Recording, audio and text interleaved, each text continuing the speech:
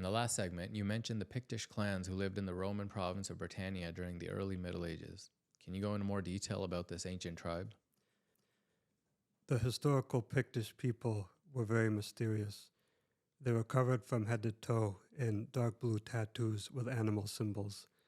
They had intricate carvings and burial stones that depicted bizarre beings, and they lived in seaside settlements in the British Isles.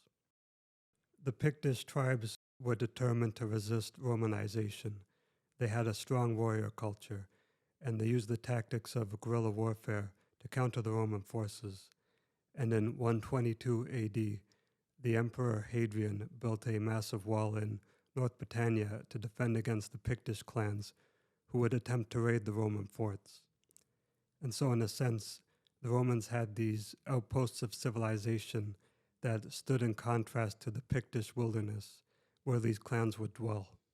What was Robert E. Howard's view of this conflict between the Romans and the clans of Britannia? If you read the letters of Robert E. Howard, it is very clear that he identified very strongly with these barbarian groups that lived on the fringes of the developed world. And it is interesting to note that Howard had no special reverence for Rome. He was not interested in Roman culture. He saw the Roman Empire as a decadent civilization that was inherently corrupt. And he was actually far more fascinated with the Germanic tribes that were fighting against the Roman legions.